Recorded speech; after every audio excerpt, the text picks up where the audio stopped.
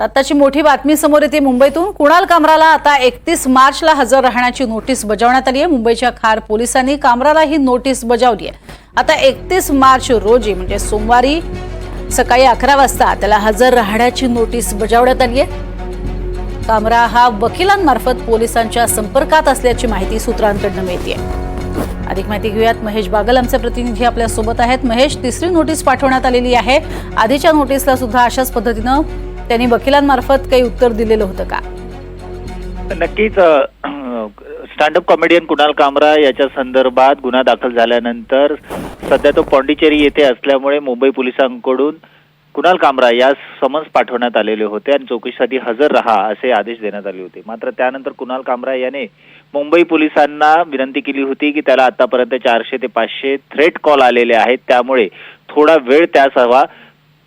पोलिसांच्या चौकशीला पूर्णपणे आपण सहकार्य करणार असल्याचं त्याने अगोदरच जाहीर केलेलं होतं। त्यानंतर पुन्हा त्याने पोलिसांकडे जवळपास 1 आठवड्याची मुदत मागितली होती। 2 एप्रिल नंतर आपण चौकशीसाठी हजर होऊ शकतो असं कुणाल कामराने त्याच्या वकिलामार्फत मुंबई पोलिसांना कळवलं होतं आणि तशी परवानगी सुद्धा त्यांना मागितली होती। मात्र त्याची ही विनंती मुंबई पोलिसांनी फेटाळून लावलेली आहे आणि त्यांना पुन्हा एकदा समन्स जारी करत 31 मार्च पर्यंत पोलीस चौकशीसाठी सकाळी 11 वाजता हजर रहा असे त्यास समन्स पाठवण्यात आलेला आहे। एकंदरीत पाहता गेल्या काही दिवसांपासून कुणाल कामराच्या विवादित वक्तव्यावरून मोठा वाद पेटलेला होता। राजकीय वर्तुळात टीका टिप्पणी त्याच्यावर झालेली होती।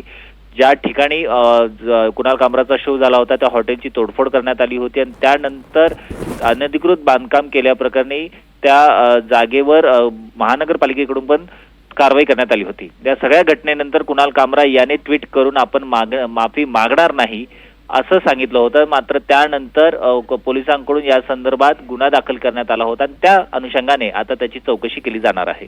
नक्कीच, तुर्तास धन्यवाद या संपूर्ण सविस्तर माहितीसाठी महेश।